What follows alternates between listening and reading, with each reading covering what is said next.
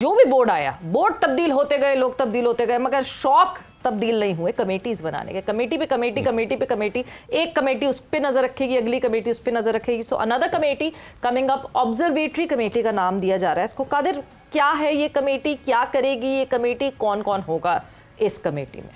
देखिए, ये observatory committee जो है वो नाम से ही पता लगे कि ऑब्जर्व करेगी सारे मामलात को और डोमेस्टिक रिफॉर्म्स जो होने जा रही है उस पर नज़र रखेगी। क्रिकेट के मामलात, सिलेक्शन कमेटी, हेड कोच, तमाम चीज़ों पर निगरानी करेगी। और दो इसमें हैं मेंबर्स कमेटी के, उसमें साबिक कप्तान सरफराज अहमद हैं जो हमें सोर्सेज बता रहे हैं, ठीक है, और सिकंदर बख्त साहब हैं साबिक क्रिकेटर। मतलब अब मेंटोर की कैप हट जाएगी सरफराज के सर से और ऑब्जर्वेटरी अभी देखें, अभी कोई क्लैरिटी नहीं है अभी। बिल्कुल कोई किसी किस्म की जो हमें ज़राए बता रहे हैं वो ये बता रहे हैं कि सिलेक्शन कमेटी और मेंटोर्स ये पूछ रहे हैं कि हमें क्लियर करें कि क्या रोल है। कोई भी अभी बता नहीं रहा सही तरीके से, कमेटी को अभी तक नहीं और वो कह रहे हैं कि अभी जब तक आपको कुछ होता नहीं है, कुछ कहते नहीं है, जब तक कोई ऐलान नहीं होता तब तक आप अपना काम जारी रखें। और ये जो ऑब्जर्वेटरी कमेटी हो, काम है क्या? खामोशी से बैठ के आप सैलरी लें, काम है क्या? क्योंकि वो जो डायरेक्टर हैं नेशनल क्रिकेट एकेडमी के, वो जा रहे हैं मुख्तलिफ हाई परफॉर्मेंस सेंटर्स में। वो फैसलाबाद विज़िट किए, सियालकोट कर रहे हैं, फिर मेरा ख्याल है जो हमें पेशावर की बात कर रहे थे वो बाद अजीद सुनने में आया कि वो वहाँ भी जा रहे हैं देखने के लिए। तो काम है क्या मेंटोर्स के पास जो उन्होंने करना है? बस देखें, हमें तो ये पता लगा था कि मेंटोर्स को जो है वो अब फ़ारग किया जा रहा है। जो हमने पहले खबर दी थी, जो 5 मेंटोर्स थे उनमें उनको कहा जा रहा था गुड बाय, और इसलिए अब जो है वो हर मेंटोर के पास ऑलरेडी एक दूसरा रोल भी मौजूद है जी। असद शफीक के पास भी है, अजहर अली के पास भी है। उसके साथ साथ अब आप देखें सरफराज साहब जो आए हैं उनको ऑब्जर्वेटरी कमेटी में डाला गया। उसके साथ अब आकिब भाई हैं, आकिब भाई जो हैं वो डायरेक्टर हैं हाई परफॉर्मेंस सेंटर के और अकेडमीज़ के। तो ये जो ऑब्जर्वेटरी शोएब मलिक ने इस्तीफ़ा दे दिया, उन्होंने जाने वाले जो हैं वो मिसबाहुल हक और वकार यूनुस ही बचते हैं और सकलान मुश्ताक पर। इनके पास कोई दूसरा ओहदा नहीं है, मिल जाएगा इनको भी। और अच्छा। हाँ, इंशाल्लाह जल्दी इधर से जल्दी कोई ओहदा मिल जाएगा। अभी मीटिंग वगैरह हुई है इनकी भी, अच्छा, और कोई बड़ा ओहदा मिलने का इनको भी इम्कान है। अच्छा, स्टेडियम नया बने ना बने, ओहदा नया ज़रूर आ जाएगा। देखिए, अब साबिक क्रिकेटर्स हैं, अब वो मेंटोर्स थे और अब चूँकि आए हैं तो क्रिकेट के मामलात पर उनको कहीं ना कहीं अब उनको एडजस्ट करना है, और साथ ही साथ उनको रोल कोई ऐसा देंगे, अहम बड़े नाम के साथ साथ कोई ऐसा ओहदा मिलेगा जिससे वो बेहतर बना सकें क्रिकेट को। बहरहाल ये दो जो लोग हैं, एक तजस्सुस है मुझे, क्योंकि दो नाम स्पेक्यूलेट हो रहे हैं इस बात के लिए, अभी आ जाएंगे सामने। एक तो सरफराज अहमद साहब का नाम, दूसरा सिकंदर बख्त साहब का नाम। बड़ी पर्टिकुलरली मोहसिन नकवी साहब ने कहा था वो क्रिकेटर्स मेरी टीम में नहीं होंगे जो टीवी पे बैठते हैं। देखिए, अभी तक ऑफिशियल ऐलान इसका नहीं किया गया, ऑफिशियल जो ऐलान है वो नहीं किया गया, लेकिन जो हमें सराय बताते हैं उन्होंने काम शुरू कर दिया हुआ है। और बांग्लादेश सीरीज़ जो है उस पर जब सिलेक्शन कमेटी ने अपना स्क्वाड बनाया तो वो पहले गया ऑब्जर्वेटरी कमेटी के पास।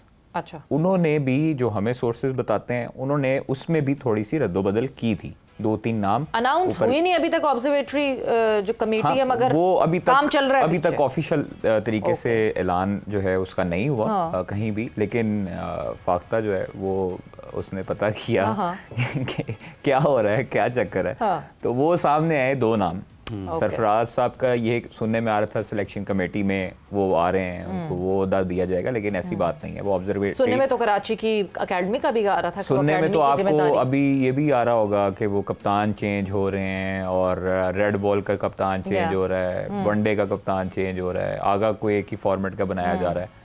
अभी तक ऐसी कोई क्लैरिटी नहीं है। कौन सुना रहा है इतनी बातें? ये खान साहब, ये जो पाकिस्तान क्रिकेट बोर्ड से एक बात बाहर निकलती है, चंद लोगों को बता के फ्लोट कराई जाती है और फिर शायद रिएक्शन देखा जाता है, ये मतलब क्या चल रहा है? अभी जो कादिर ने बात की है वो ऑब्वियसली वेरी इंटरेस्टिंग कि खान साहब वैसे ये नया रोल होना चाहिए या रोल बैक होना चाहिए?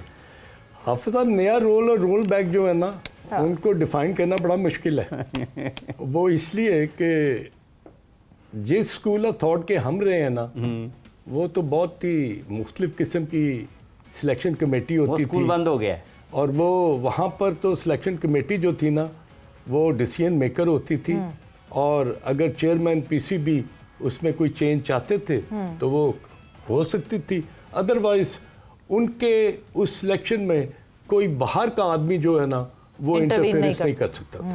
That was the job description. और प्रोबेबली होम सीरीज जब भी होती थी सवेरा, तमाम जितनी भी 11 की जो टीम बनती थी ना, that was the prerogative of the selection committee. उसमें कैप्टन के साथ बैठकर या कोच के साथ बैठकर आप बात जरूर करते थे, बट इनफैक्ट जो डिसीजन मेकर थे ना, वो chairman selection committee and the selection committee. अच्छा, मैं एक और चीज़ आपको क्लियर करूं।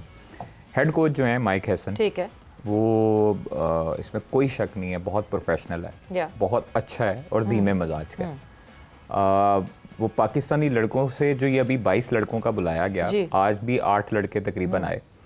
तो कल शाहीन से भी उनकी मुलाकात हुई, कल बाकी प्लेयर्स भी थे, पहले दिन और थे, बाबर को पहले दिन उन्होंने सर्व किया, आज नसीम शाह थे, रिजवान थे और बाकी प्लेयर तैयब ताहिर थे। तो तीनों दिन उनका मकसद ये नहीं था कि किसी के ट्रायल लें। हमारे लोग ना बड़ी जल्दी जज कर लेते हैं किसी भी बंदे को। पहले कहा जाता है कि लोकल कोचेस लाएं, लोकल के बाद गैर मुल्की कोचेस लाएं। अब गैर मुल्की कोच आया है जो अच्छा प्रोफेशनल कोच है, जिसकी टीम जो बनाई गई टीम है विराट कोहली वाली आरसीबी, उसने भी अभी चैंपियन बना है, वो भी इसने माइक हैसन ने ही बनाई। अब उनका ट्रैक रिकॉर्ड अच्छा है हर तरह से। अब वो इस्लामाबाद आई, इस्लामाबाद को भी उन्होंने चैंपियन बनवाया। पाकिस्तान टीम के साथ जो लड़कों का मकसद है उनका मिलने का, बैठ के गुफ्तगू करने का, वो इस तरह का इंसान है कि वो पहले 6 महीने देखिए 3 दिन जो है वो उन्होंने जो मीटिंग एनसीए में जिन्होंने प्लेयर ने पहले 2 दिन जो है वो 7 खिलाड़ियों ने रिपोर्ट किया, फिर 8 खिलाड़ी आ जाए, उन सारों से मिले वक्तन फवक्तन, उनसे 1-on-1 मीटिंग की और उनको समझने की कोशिश की। पहले 6 महीने माइक हैसन ये कैटेगोरिकली कह चुके हैं कि वो खिलाड़ियों के साथ अच्छी बॉन्डिंग बनाएंगे, उनको समझेंगे, देखेंगे और फिर कुछ डिसीजन लेंगे। मतलब उन्होंने जो पाकिस्तान क्रिकेट बोर्ड के साथ जो पहला उनका कॉन्ट्रैक्ट है, जो हमें ज़राए बताते हैं, वो ये है कि माइक हैसन ने कॉन्ट्रैक्ट में लिखा हुआ है कि सिलेक्शन कमेटी में जब तक उनको इख्तियार नहीं मिलेगा वो नहीं एक्सेप्ट करेंगे। उनको इख्तियार दिया गया और उन्होंने कुछ चेंजेस भी की जो अच्छी चीज़ है। सिलेक्शन कमेटी में अगर उनको इख्तियार है तो फिर ये बात दुरुस्त है कि उन्होंने कहा है शाहीन और बाबर से कि दरवाजे बंद नहीं हैं? नहीं, बिल्कुल ऐसे, हाँ बिल्कुल ये सही बात है। और शाहीन गुज़श्ता रोज़ उनसे मिले, वो भी मैंने खबर दी थी कि बड़ी अच्छे मूड में उनसे गुफ्तगू हुई। शाहीन को उन्होंने कहा है कि आप हमारे ऑब्वियसली हमारा प्राइड हैं, आप अच्छी परफॉर्मेंस आपने दी है, PSL में भी आपने अच्छी बॉलिंग की है, तो आपके लिए किस दरवाजे नहीं बंद हो सकते क्योंकि आप प्राइम बॉलर हैं पाकिस्तान के। आप न्यू बॉल से पाकिस्तान के लिए बड़ा अच्छा आगाज़ करते हैं। तो शाहीन की उनके साथ कल मीटिंग बहुत अच्छी रही है और वो फिर चूँकि वो आए नहीं असेसमेंट वाले। खान साहब आप ज़रा बताइएगा ये कोच का किरदार, जैसे भी आज चूँकि आप सिलेक्शन कमेटी की बात कर रहे थे, कोच का कितना किरदार होना चाहिए? जिस तरह से माइक हैसन के बारे में ये बता रहे हैं ख्वाजा साहब कि अगर इसका मतलब ये कि अगर उनकी बात नहीं मानी जाएगी वो कहेगा जी फिर मैं इसकी कोचिंग नहीं करता, मैं जा रहा हूँ। कितना किरदार कोच का होना चाहिए? नहीं हाफिज साहब, ये चीज़ें जो है ना ये पहले डिसाइड होनी चाहिए।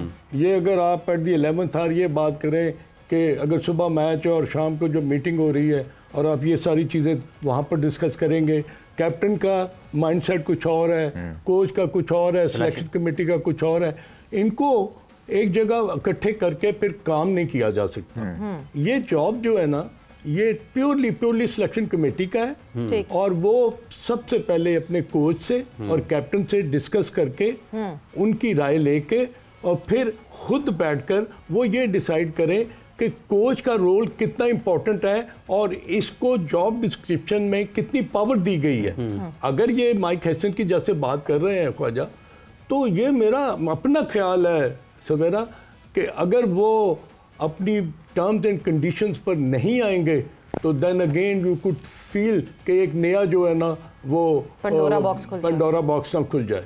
मतलब अगर उसको वीटो का इख्तियार है तो सिलेक्शन कमेटी अगर आप नहीं बनाएं, वो सिलेक्टर्स कहेंगे फिर हम क्यों हैं, फिर हमें भी इख्तियार होना चाहिए। नहीं तो ये देखें ना, इन्हीं चीज़ों को तो आपने ठीक करना है। ये क्यों हुआ गैरी कर्स्टन का और जैसन गिलेस्पी का मामला क्यों हुआ, शुरू कहाँ से हुआ? यहीं से हुआ ना कि जब दोनों साइड पर जो लोग थे, अब 2 कोचेस जो थे, उन्होंने कहा कि अगर हमारी सिलेक्शन में हमारी से ही नहीं है तो टीम तो हमने लड़ानी है, टीम तो हमने खिलानी है। अगर हमारी बात ही नहीं मानी जाएगी, हमारे वो रिसोर्सेज नहीं दिए जाएंगे जिससे हम अपनी टीम को लड़ा सकें, तो फिर हमारा यहाँ पर रहने का क्या फ़ायदा?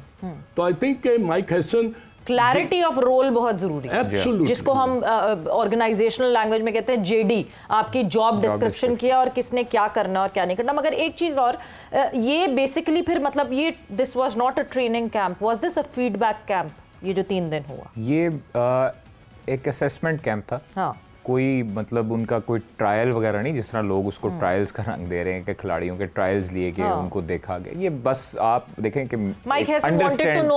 एक अंडरस्टैंडिंग के लिए ये बुलाया गया लड़कों को। और आप देखें कि ज़्यादातर लड़के वो थे कि जो T20 ये भी रिसेंट पास में परफॉर्मेंस दे के रहे हैं। वनडे वाले जो थे प्लेयर, वो भी इसी कश्मकश में थे कि हम शायद इनके पूल खिलाड़ियों और कोच के दिल के रिश्ते को मजबूत एग्जैक्टली होना भी चाहिए। हाफिज साहब देखें, होना भी चाहिए। एक हाँ, दूसरी चीज़ है कि लैंग्वेज बैरियर वो ज़रूर पेश आएगा, बट आपके जब कोच ऐसे होता है कि वो दोस्ती की तरफ जाए। मिकी आर्थर ने टीम बनाई पाकिस्तान की जी, उनको सरफराज के साथ जब उनको कप्तान और कोच का एक अच्छा रिश्ता था, जस्ट लाइक सलमान अली आगा और माइक हैसन, क्योंकि ये आपस में भी फ्रेंचाइज की तरफ से इन्वॉल्वमेंट इनकी है।